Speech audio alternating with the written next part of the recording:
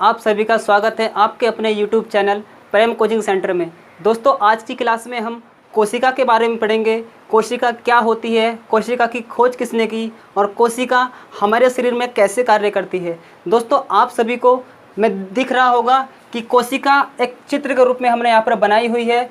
कोशिका में कौन कौन सी चीज़ें होती हैं, कौन कौन से अंग होते हैं कोशिका के अंदर, उन सब की डिटेल हम इस चैप्टर में करेंगे। दोस्तों सबसे पहले गाल्जी उपकरण।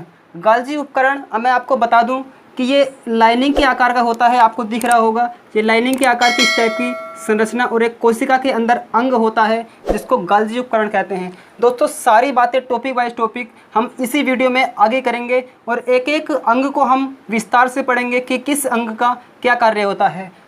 शुरू करते हैं आज की क्लास को। सबसे पहले यहाँ पर कोशिका होती है। कोशिका होती क्या है और कोशिका हमारे शरीर में क्या कार्य करती है। दोस्तों सबसे पहले मैं आपको यहाँ पर बता दूँ कि कोशिका का कार्य क्या है और कोशिका क्या करती है। कोशिका से मिलकर ऊतक बनते हैं। कोशिका से मिलकर बहुत सारी कोशिकाएं इकट्ठी हो जाती हैं, उनसे मिलकर ऊतक बनते हैं और ऊतकों से मिलकर अंग बन जाते हैं। यानी कई सारे ऊतक जब आपस में मिल जाते हैं तो उसके बाद अंग बन जाते हैं। फिर अंग मिलकर अंग तंत्र का निर्माण करते हैं, फिर अंग तंत्र मिलकर शरीर का निर्माण करते हैं। दोस्तों आज की क्लास में हम कोशिका के बारे में पढ़ेंगे और कोशिका के अंग कौन कौन से होते हैं उस सारी डिटेल में हम पूरी इस चैप्टर में कवर करेंगे।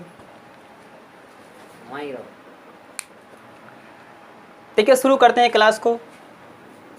कोशिका, इसका इंग्लिश में नाम होता है सेल।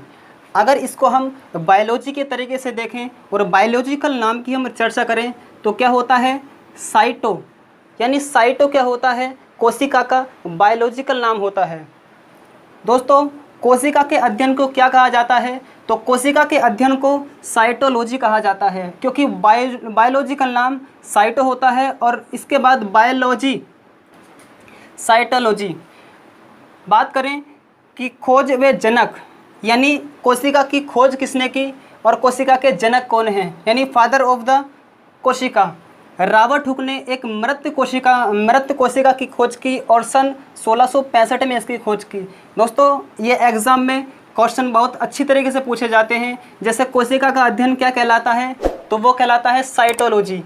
कोशिका के जनक कौन है, कोशिका की खोज किसने की, रॉबर्ट हुक। और कोशिका की खोज मृत तौर पे की थी, यानी मृत कोशिका को खोजा था वो रॉबर्ट हुक ने खोजा था। और कब खोजा था, सन 1665 में खोजा था। जीवित कोशिका की खोज किसने की, एंटो वान ल्यूवेनहाक। जीवित कोशिका की हम बात कर रहे हैं, एंटो वान ल्यूवेनहाक ने क्या किया, जीवित कोशिका की खोज की। और दोस्तों यहाँ पर जो रॉबर्ट हुक ने मृत कोशिका की खोज की है वो उन्होंने एक माइक्रोग्राफी किताब में इस सारी कोशिका का वर्णन किया है। क्वेश्चन पूछ सकता है कि माइक्रोग्राफी किताब किस चीज़ से संबंधित है, तो आंसर होगा रॉबर्ट हुक द्वारा मृत कोशिका को खोजे गए से संबंधित ये माइक्रोग्राफिया किताब संबंधित है। अब दोस्तों बात करते हैं सिद्धांत की कि कोशिका सिद्धांत क्या होता है। सिद्धांत के बारे में बात करें तो स्लाइडेन व स्वासन नाम के वैज्ञानिकों ने क्या किया कि हमारे शरीर में कोशिका कैसे कैसे कार्य करती है इसको बताया कि कोशिका किस तरीके से करती है, कोशिका कहाँ कहाँ किस अंग में क्या कार्य करती है। वो किसने बताया, वो श्वास ने बताया। श्वास नाम के वैज्ञानिक थे और स्लाइडे नाम के वैज्ञानिक ने पेड़ पौधों पर बताया, यानी पेड़ों के बारे में बताया, वनस्पति के बारे में बताया। और श्वास नाम के वैज्ञानिक ने क्या किया, जंतुओं के बारे में बताया कि जंतुओं में कोशिका किस तरीके से होती है और जंतुओं में कोशिका पाई जाती है। सन 1938 में इस चीज़ की चर्चा की गई। अब बात करते हैं दोस्तों हम सबसे छोटी कोशिका कौन सी होती है। सबसे छोटी कोशिका वर्ल्ड के अंदर कौन सी होती है उसके बारे में देखेंगे। सबसे छोटी कोशिका होती है माइकोलॉजी। क्या होती है, माइकोप्लाज्मा। सबसे छोटी कोशिका वर्ल्ड के अंदर कौन सी होती है, माइकोप्लाज्मा होती है। और इसको एंगस्ट्रॉन में नापा जाता है क्योंकि इसका आकार इतना छोटा होता है कि हम इसको माइक्रोमीटर में नापते हैं, यानी एंगस्ट्रॉन में नापते हैं। तो 0.1 से और 0.5 एंगस्ट्रॉन तक की इसकी जो लंबाई चौड़ाई होती है वो यहाँ पर दिया हुआ है। दोस्तों वर्ल्ड के अंदर अगर हम बात करें कि सबसे बड़ी कोशिका कौन सी होती है, तो सबसे बड़ी कोशिका होती है शुतुरमुर्ग का अंडा। शुतुरमुर्ग का अंडा विश्व के अंदर सबसे बड़ी कोशिका माना जाता है और इसकी जो लंबाई चौड़ाई का अनुपात हम देखें तो क्या होता है 170 mm गुणा 135 mm। क्या होता है ये शुतुरमुर्ग। ये कई बार क्वेश्चन में पूछ चुके हैं, ये कई बार क्वेश्चन में आ चुका है कि शुतुरमुर्ग की जो कोशिका होती है वो कितनी बड़ी होती है, कितना आकार क्या होता है उसके बारे में क्वेश्चन में कई बार बता चुके हैं। तो आइए आगे देखते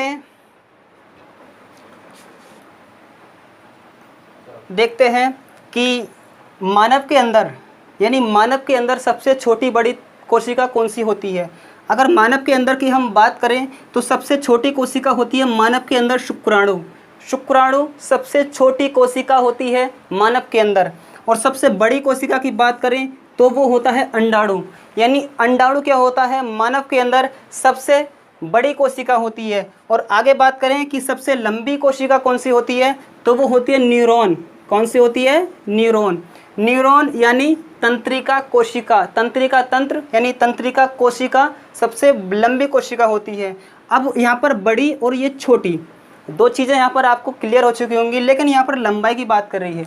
लंबाई क्या होती है, जैसे एक ये मार्कर है, मार्कर की जो लंबाई है यानी लंबाई के अनुसार अगर हम देखें तो कोशिका कैसी होती है, और वो क्या था, वो उसका आकार में थी, वो छोटी और बड़ी वो आकार में, और ये लंबाई के हिसाब से सबसे बड़ी कौन सी होती है, वो सबसे बड़ी कोशिका होती है न्यूरॉन। बात करें कि विभाजन रहित यानी जिस कोशिका के अंदर विभाजन नहीं होता, जिसके अंदर कोशिका एक दूसरे के साथ विभाजित नहीं होती या कोशिका एक दूसरे से नहीं टूटती, वो कोशिका कहाँ होती है, या कौन सी होती है, वो न्यूरॉन होती है। यानी न्यूरॉन के अंदर ही क्या होता है, विभाजन रहित कोशिका पाई जाती हैं, जहाँ पर कोशिकाओं का विभाजन नहीं होता है।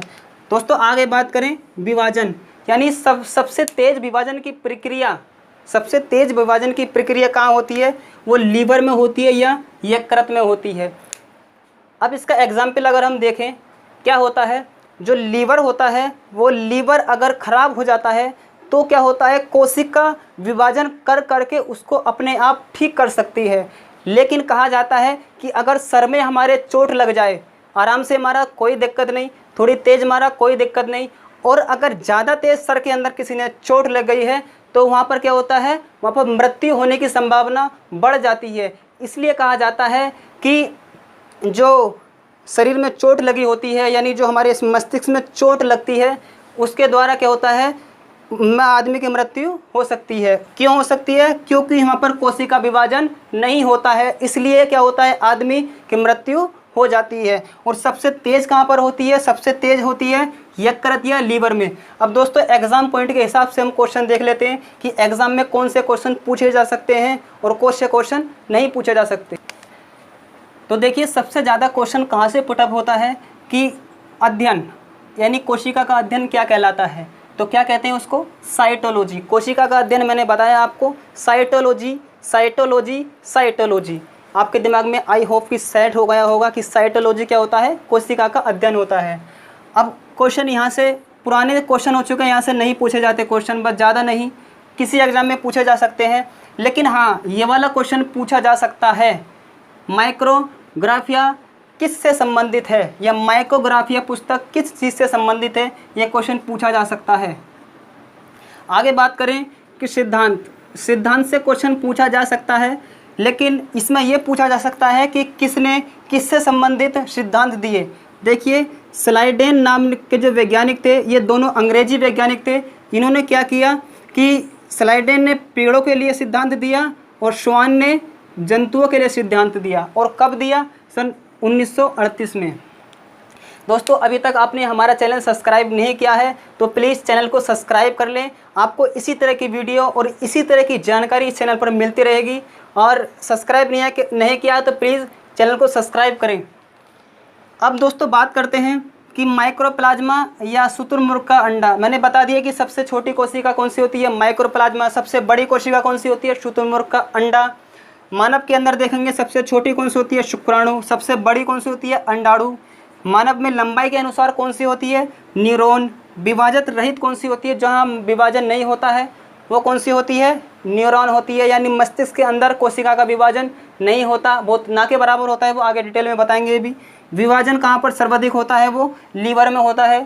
और कोशिका जब बनती है तो कोशिका से मिलकर ऊतक बनते हैं, ऊतकों से मिलकर अंग बनते हैं, और अंगों से मिलकर अंगतंत्र, फिर उसके बाद शरीर बन जाता है। दोस्तों इसकी थोड़ी डिटेल कर देता हूँ मैं आपको। जैसे ईंट होती है, अगर हम ईंट को एक तरह से खड़ी कर दें, एक तरीके से ईंट को हम खड़ी करें, तो खड़ी करने के बाद दीवार बन जाती है, दीवार बन जाती है। और जब दीवार बन जाती है तो एक क्या बन जाता है, कमरा बन जाता है। दीवार के बाद एक कमरा बन जाता है, और कमरे के बाद क्या होता है, सिस्टमेटिक तरीके से अगर हम उसको सही से लगाएं तो क्या बन जाता है, वो एक घर बन जाता है।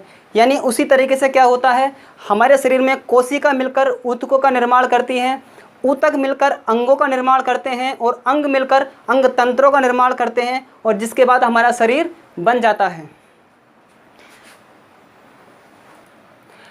दोस्तों अब हम चित्र पर देख लेते हैं कि चित्र पर क्या होता है। सबसे पहला यानी कोशिका के अंदर जो अंग होते हैं, हम उनके बारे में पढ़ेंगे कि किस अंग का क्या कार्य होता है। सबसे पहला है गाल्जी उपकरण या गाल्जी काय इसको बोलते हैं। दोस्तों इसके बारे में डिटेल करते हैं, आइए देखिए। दोस्तों अभी हम बात कर रहे थे कि गाल्जी ये चित्र के अंदर संरचना ये दिख रही है आपको, इस टाइप की संरचना। आई होप कि आपको दिख रही होगी ये, और नहीं दिख रही तो वीडियो को रोक कर देख लीजिए। ये इस टाइप की संरचना, ये संरचना पूरे इसमें कहीं भी हो सकती है, यहाँ पर भी है, यहाँ पर भी है। हालांकि हमने चित्र में यहाँ पर केवल एक जगह दिखाई है समझाने के लिए। कार्य क्या होता है इसका, गोल्जी बॉडी, यानी गोल्जी बॉडी का मतलब है कैल्मियो गोल्जी कौन है। कैल्मियो गोल्जी ने क्या किया था, गोल्जी बॉडी की क्या थी, खोज की थी, यानी इसको केंद्र क्या कहते हैं, कोशिका के अंदर देखा था। तो एक वैज्ञानिक हैं जिसने गोल्जी बॉडी की खोज की थी, कैमिलो गोल्जी। इसका कार्य क्या होता है दोस्तों, इसका कार्य होता है शरीर के अंदर ऊर्जा का परिवहन करना, यानी शरीर के अंदर ऊर्जा का परिवहन करना। अब कैसे होगा परिवहन, थोड़ा एग्जाम्पल मैं आपको बता देता हूँ। जैसे मान लिए मेरा हाथ है, ये दिख रहा होगा। अब मैं इसको इस टाइप से कर रहा हूँ, यहाँ पर ये यहाँ पर कर रहा हूँ, मैं इस टाइप से करता रहूँगा, इसको कर रहा हूँ। तो यहाँ पर हमारी एनर्जी चाहिए, यानी हमारी एनर्जी पीछे की ख़त्म हो रही है और आगे की हमारी एनर्जी चाहिए। या मैं मुंह से बोल रहा हूँ, तो सबसे ज़्यादा बॉडी में एनर्जी मुझे कहाँ चाहिए, मेरी जीभ के अंदर चाहिए, मेरे मुंह के अंदर मुझे सबसे ज़्यादा एनर्जी चाहिए। तो क्या करेगा, जो गोल्जी बॉडी है वो कहेगा कि अरे भाई शरीर में ऊपर पहुँचो, ऊपर जाना है, जहाँ हमें मतलब जहाँ हमारी ऊर्जा की आवश्यकता है वो हमें वहाँ से ऊर्जा अलग से, यानी टांग में ऊर्जा की ज़रूरत नहीं है, अभी खड़ा हूँ आराम से, उसके बाद हमें ऊर्जा यहाँ आएगी, फिर हमारी जुबान में ऊर्जा आ जाएगी। वैसे ही एक दौड़ने वाला व्यक्ति, जिससे क्या होता है, जिसके पैरों के लिए ऊर्जा अधिक चाहिए होती है, तो क्या करेगी गोल्जी बॉडी की, अरे हमारा शरीर तो अभी आराम की अवस्था में है, नीचे पहुँचो। तुरंत क्या होगा कि हमारे पैरों में वो एनर्जी ले जाएगा। जहाँ पर एनर्जी यानी जहाँ पर ऊर्जा की आवश्यकता होती है वहाँ पर कौन कार्य करता है, गोल्जी बॉडी कार्य करता है। और शरीर के विभिन्न अंगों में ये क्या होता है, ऊर्जा को ले जाने का काम करती है, जिसका नाम है गोल्जी बॉडी। आगे देखिए, आगे पढ़ते हैं कौन से अंग आता है। देखिए क्या होता है, जो ऊर्जा का परिवहन होता है, यानी एक अंग से दूसरे अंग में मतलब ऊर्जा को ले जाने के लिए जो हमारा कोशिका के अंदर अंग होता है, जिसको बोलते हैं गोल्जी बॉडी। गोल्जी बॉडी ये काम करता है कि ऊर्जा का परिवहन का कार्य किसका होता है, गोल्जी बॉडी का होता है। ऐसा नहीं होता कि अगर हम कोई काम कर रहे हैं तो हमारी एक टांग थक जाए कि साहब हमारी पूरी टांग थक गई, नहीं, इसको मेंटेनेंस करने का काम कौन करता है, वो गोल्जी बॉडी करता है। कि शरीर के अंदर जहाँ पर एनर्जी की कमी होती है वहाँ पर एनर्जी पहुँचा देता है, और जब एनर्जी समाप्त होने लगती है, जब एनर्जी ख़त्म होने लगती है, तो हमारा शरीर थकावन या फिर और तरीके से काम करना शुरू कर देता है। देखिए आगे बात करते हैं हम कि प्लाज्मा झिल्ली, यानी प्लाज्मा झिल्ली या इसको बोलते हैं हम कोशिका झिल्ली। कोशिका झिल्ली या प्लाज्मा झिल्ली, इसका क्या कार्य होता है हमारे कोशिका के अंदर। अब इसको सिंपल भाषा में अगर हम देखें तो कार्य क्या होता है, मान लिया किसी थैले के अंदर हमने बहुत सारी चीज़ों को डाल दिया, यानी उसको हमने कवर कर दिया और हम थैले को लेकर चल पड़े, तो क्या मतलब है कि जो थैले में सामान रखा हुआ है वो क्या सहायता, कौन सहायता कर रहा है उसकी, वो थैला सहायता कर रहा है। उसी तरीके से कोशिका क्या हेल्प करती है इसमें कि जो ये इधर की ये होती है हमारी कोशिका झिल्ली, ये जो होती है ये कोशिका झिल्ली इस टाइप से, ये देखो कोशिका झिल्ली होती है ये क्या काम करती है? ये सभी अंगों को सुरक्षित रखने का काम किसका होता है? प्लाज्मा झिल्ली या कोशिका झिल्ली का होता है। अब प्लाज्मा झिल्ली किस किस में होती है? ये पादप में हो सकती है और जंतु यानी ये दोनों में हो सकती है। प्लाज्मा झिल्ली यानी पेड़ पौधों में हो सकती है और पादप में हो सकती है। ये बनी किस चीज़ की होती है? प्लाज्मा झिल्ली प्रोटीन की बनी होती है। जो प्लाज्मा झिल्ली होती है वो प्रोटीन की बनी होती है। कोशिका के सभी अंग इसी झिल्ली में रहते हैं। अभी मैंने बताया आपको कि कोशिका के जितने भी अंग हैं, मान लिया कोई सा भी अंग है, गोल्जी बॉडी है, केंद्रीय झिल्ली है, जालिका है, केंद्रक है, कोशिका द्रव्य है, माइटोकॉन्ड्रिया है, जो भी इसके अंदर अंग होंगे वो किसके अंदर रहेंगे? कोशिका झिल्ली के अंतर्गत आते हैं, यानी कोशिका झिल्ली के अंदर वो सारे अंग रहेंगे। आगे बात करते हैं कोशिका भित्ति। कोशिका भित्ति यानी डबल परत, एक परत के ऊपर एक और परत, यानी उसको बोलते हैं कोशिका झिल्ली, सॉरी कोशिका भित्ति। अभी बात करी हमने कोशिका झिल्ली या प्लाज्मा झिल्ली। कोशिका झिल्ली का दूसरा नाम है प्लाज्मा झिल्ली। जो सबसे जो पहली परत होती है हमारी कोशिका की वो क्या होती है? प्लाज्मा झिल्ली होती है। आगे बात करें कोशिका भित्ति। कोशिका भित्ति मात्र पेड़ पौधों में पाई जाती है, बोले तो पादप के अंदर पाई जाती है, सीधी सी बात है। और कोशिका भित्ति बनी किस चीज़ की होती है? कोशिका भित्ति सेल्यूलोज की बनी होती है। अभी हम कपड़े पहन रहे हैं, कपड़ों के अंदर क्या है? रेशम है। रेशम हमें कहाँ से मिलता है? पेड़ पौधों से मिलता है। और नोट होते हैं मान लिया, और कोई भी मतलब चादर है, रजाई है, गद्दे हैं, जो भी जितनी भी चीज़ें हैं ज़्यादातर क्या होती हैं? वो सेल्यूलोज से बनी होती हैं। और सेल्यूलोज हमें कहाँ से मिलता है? वो पेड़ पौधों से मिलता है। सेल्यूलोज किसकी चीज़ में मिलता है? एक गोंद के रूप में और एक लेटेक्स के रूप में मिलता है। आगे बात करें कोशिका भित्ति का कार्य क्या होता है? पेड़ पौधों को सुरक्षा और उनका आकार देखता है। यानी पेड़ पौधों की जो छाल होती है, बोले तो साधारण भाषा में पेड़ पौधों की छाल और आकार, ये क्या करता है? कोशिका भित्ति इसमें मदद करती है। अब एक बात करें कवक। कवक की जो परत होती है, पूछ लेता है कभी कभी एग्जाम में कि कवक की परत किसकी होती है? तो साधारणतः कवक की जो परत होती है वो काइटिन की बनी होती है। दोस्तों अभी तक आपने चैनल सब्सक्राइब नहीं किया है तो प्लीज़ चैनल को सब्सक्राइब करें, लाइक करें और ज़्यादा से ज़्यादा शेयर करें। थैंक यू दोस्तों।